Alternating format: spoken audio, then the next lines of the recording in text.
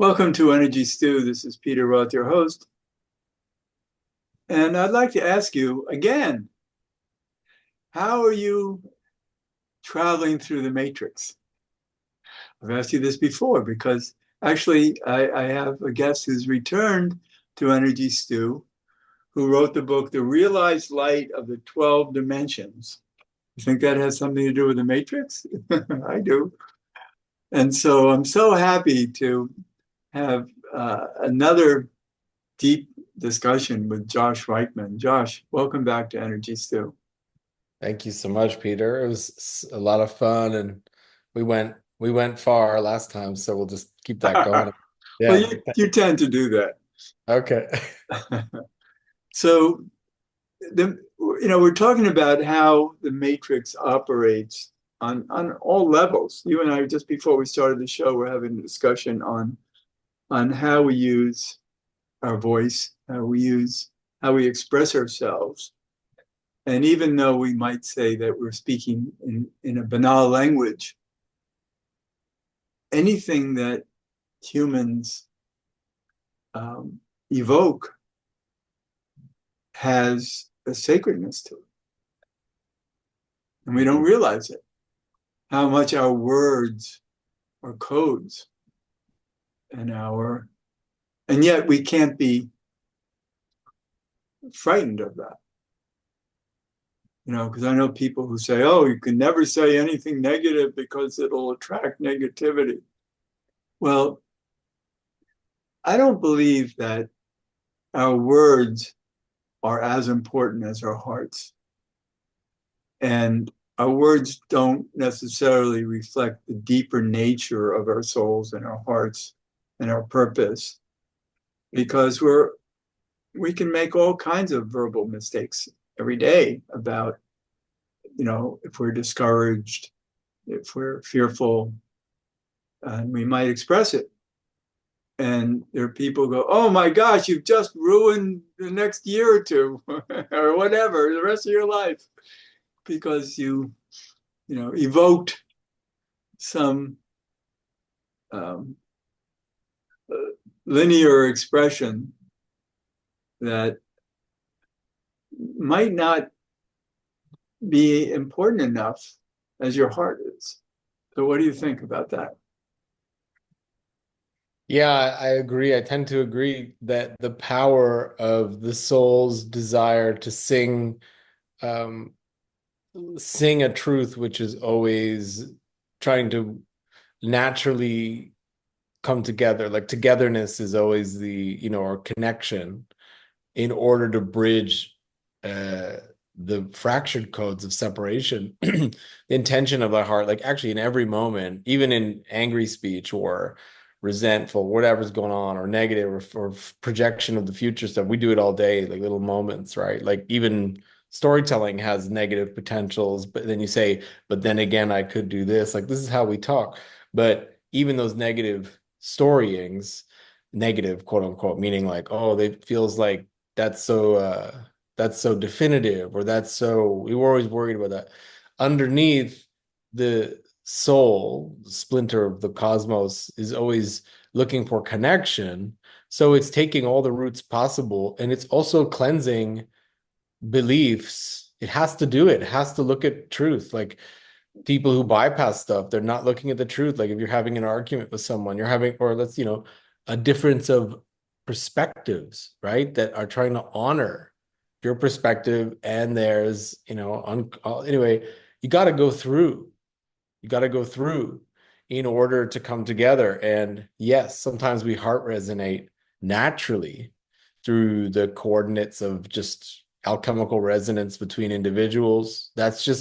So that's great. But then that can fall apart again because we're in the 3 and 4 dimensions, primarily with our senses, and then 5 if you sense more, let's say. So it's inevitable that we're going to come apart in order to learn, in order to experience something about more consciousness. I'll call the unconscious just sort of the larger field of consciousness. Our unconscious, quote unquote, is going to have a new perspective as we fall apart. It's going to see some old patterns in itself and they're going to want to come out to play. So this is what Right. the linear dialogue is doing. It's like matching patterns, breaking patterns together. Right. And I think the purpose of life is to face suffering in order to find light. Yeah. And as we do, maybe it can relieve suffering, as Buddha said, but also there's so many people who are struggling and say, "Oh, I couldn't love myself. I don't love myself because I'm so upset with how limited I am and how limited my behavior is, or whatever." And I look at these people and I go, "Well, you wouldn't be upset if you didn't love yourself." I love that. Yeah, absolutely. Like my partner has something she says, which I think is profound, which is the soul doesn't change until it's disgusted with itself. And people say, well, I never want to be disgusted with myself. It's like, well, that's the part of you that's rejecting a useless directional pattern. And that's don't personalize the pattern. That wasn't you. You're just discarding something, and disgust isn't a judgment, it's discernment about Exactly. evolution, which way to go. Yeah. So there's so much we don't understand about our journey, and why we carry on so much in a world that we feel so limited. But we're at that place in the matrix. We're still not fully in it, and as we get into it, it changes because our consciousness changes. What happens, I'm thinking of the telepathy tapes, the non-speakers and how wise they are, because they can't speak. And so they're forced to go into a deeper multidimensional place that they're experts at, even beyond almost all of us. And so what does that say about hardship and where it takes us? And so once we get into a higher dimensional thinking process, we'll discard, we'll have to discard so much because we'll become transparent. Our thoughts will be known by each other. We won't be able to hide things. So we're going to have to just learn to live from the heart and forgive ourselves for any misgivings, and go to a place where we start shutting down our minds, because our minds are more limited than our consciousness, than our awareness.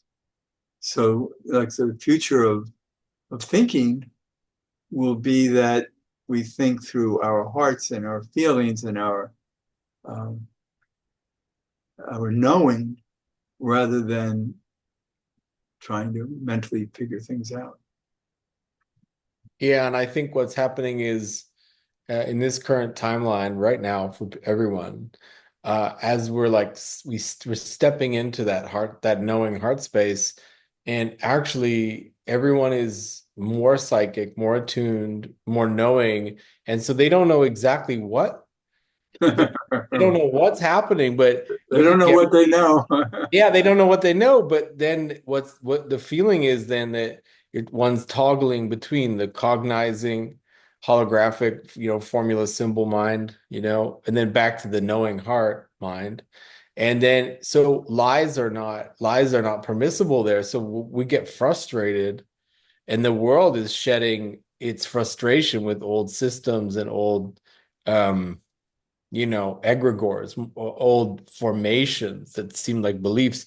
And then if someone lies to us, or if we lie, or try to deceive or confuse, to protect something, our own hearts know it's impossible to maintain that. And if we see someone else deceiving themselves or trying to deceive us, in some way, even if it's kind of unconscious, we don't have tolerance for it. Same with the old systems, because the heart knows, and it doesn't know how to metabolize that in the face of evolution. It's like, well, this can't come with us. This can't come with us on the, this continue. So I think we're at the beginning at least collectively, people talk a lot about those who've come in with those capacities already, new ones, crystal kids, all these stuff, like people coming in more and more, and all the rest of it. But collectively, I agree with you. That's maybe what the troubles are about these days. Yeah, it's too much mind. And I Yeah. learned a big lesson last night. I had another visitation from Inner Earth, and I was talking about with them that when I visit, they have things they need to teach me, and and we and I know that there are important lessons that I have to receive from them. And I asked them, I said, so what am I going to do? Be in a classroom? I'm going to be with your teachers, and teachers are going to teach me things. And, will I, how will I study it? Take notes, what will happen? And they said, no, you'll be in a gathering of people, of inner earth people. And all we'll be doing would be exchanging and sharing light codes. So our conscious minds won't even be thinking. Mhm. They'll be, our subconscious will be able to read the light codes. And our subconscious will know what we're exchanging and what we need, why we need to interact. And we can even, ask questions and all through the light codes without our minds taking place. And then when we're done, the light codes will have reached the level of knowledge they need to. And then when I come back from there, I'll have I'll have this knowing in me that will only open up as needed. Yes. Yeah. I mean, that's about as bad as it can get, and I'm so excited to receive this lesson about it. Um, I know that in the past, they've visited me and they've given me light codes that occasionally will open up as I need them. And all of a sudden, I know things I never thought I could know. Yeah. And it comes through my consciousness. Yeah. And that's these multidimensional packets of information, knowledge, truth, that they get transmitted, along these rivers and streams and beams of plasma, light and sound, and vibration through beings that have transcended, never had to be humans in this physics, the density of this physics. So they don't speak and wait for a full syllable to come out. That's, even a poem has a lot more information than the poem, but or a painting or a Right. hand gesture or a hieroglyph, but they deliver a million hieroglyphs in a short pulse of intention.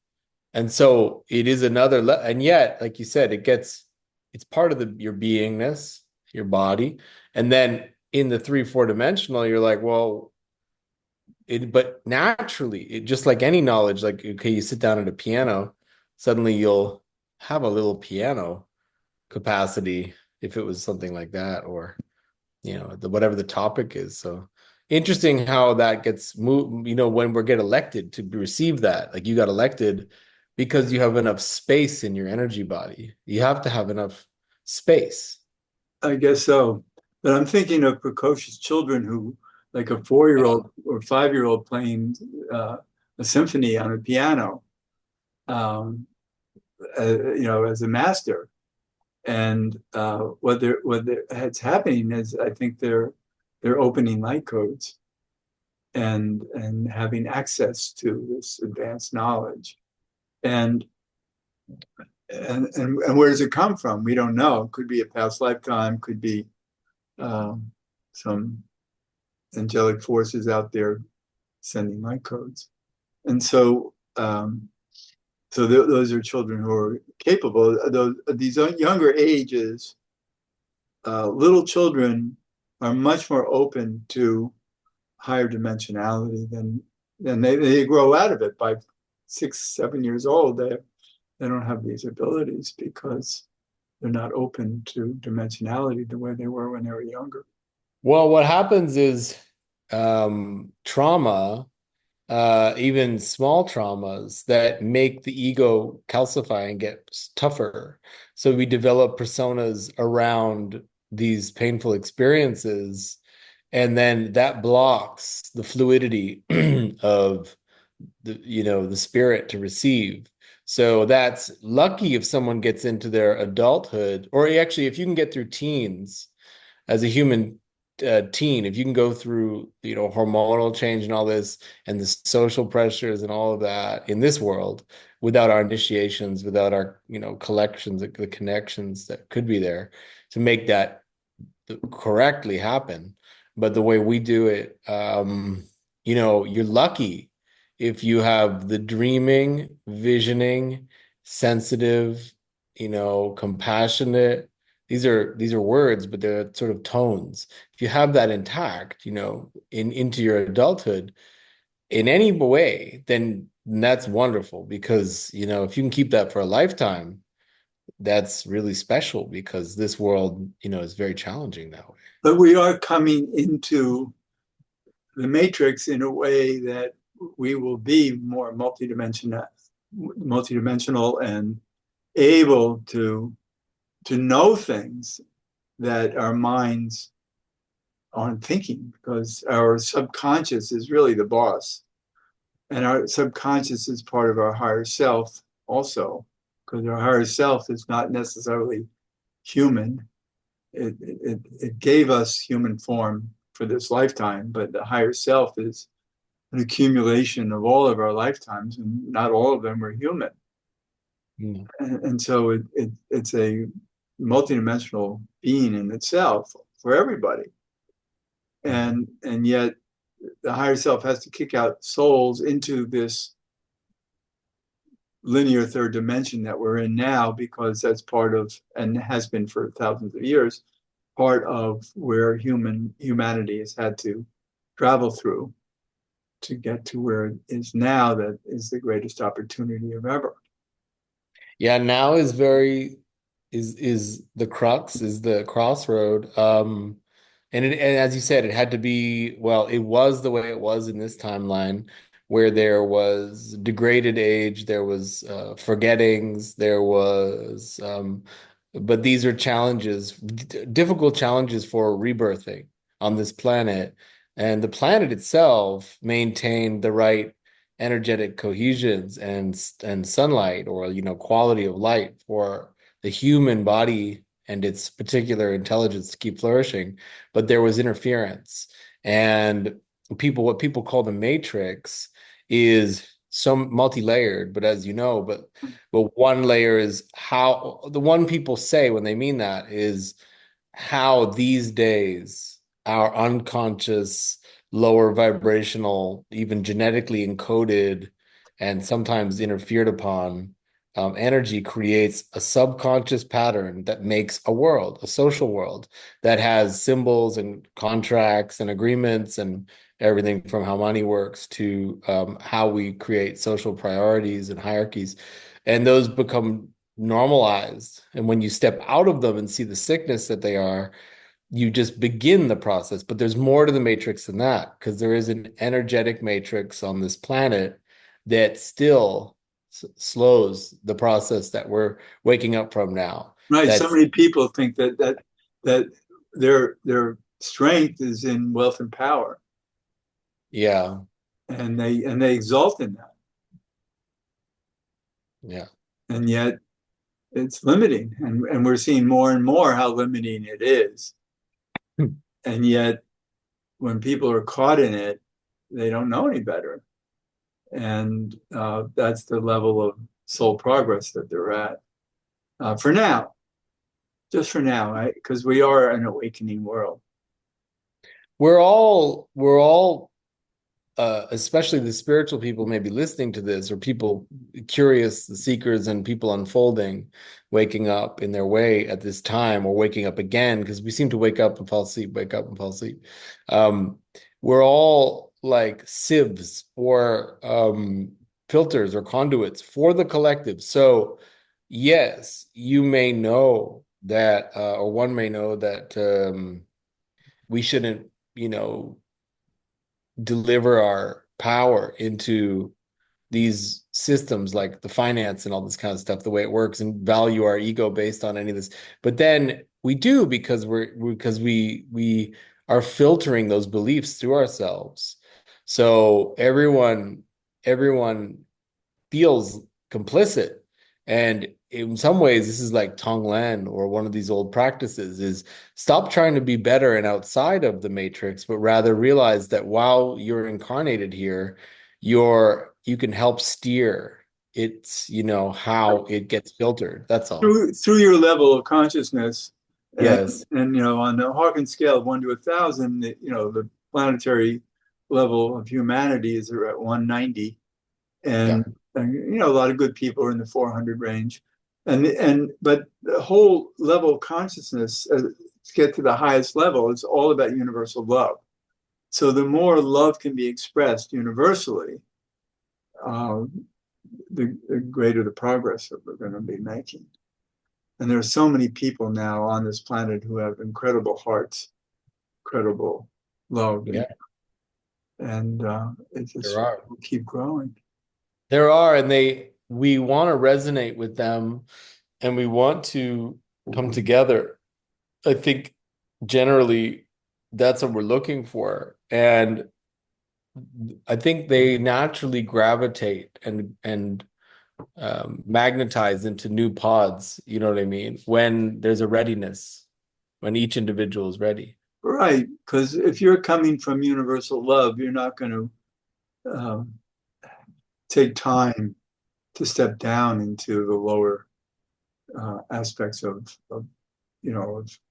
hate and all the other stuff that go along with lower consciousness.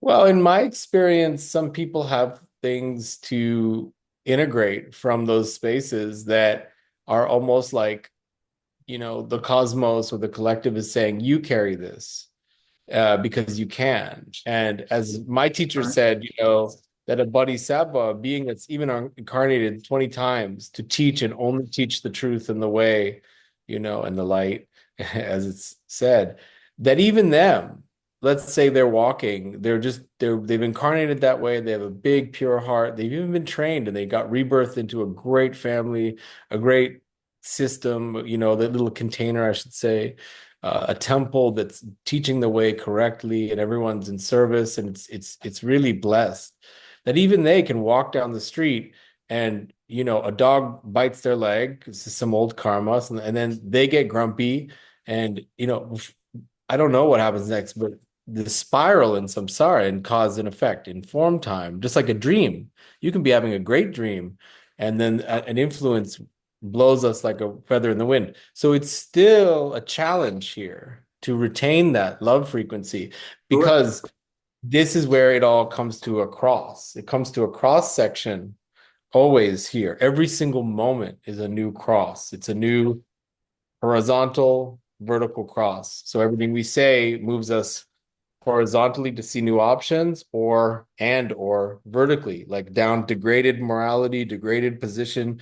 I'm terrible, things are terrible, this isn't good, I resist that, I don't like that, or hey, I can see a way through this, I never looked at it that way, more compassion, Right, so and to be able to hold forgiveness as a regular part of your yeah, life. and that has so love has to have the elemental, as you're saying, has to have like in Lojong or any of these practices, and people understand like fractal qualities. So one has to be really creative and buoyant to understand that the love as action is that it's literally moment to moment. Where Yeah, does it, we have to have tools. yeah, yeah, because it's nice to be a free floating love bug, Yeah, but but it needs tools. yeah, so we have to be intelligent. So then the heart's intelligent is how to apply the path of least resistance and all that. And so this is if people want to escape the matrix, quote unquote, or rise up into 5-dimensional experience, 5, 6, 7, 8, 9, all the way, then it's actually more awake. We're not drifting into a loving sleep. We are waking up more and we have to be Right. active. Yeah, it's Right. active. right. It's great purpose, actually. You can Yes. give up purpose to fulfill the needs of managing universal love or managing, forgiveness, etc., and and have tools of gratefulness and sharing.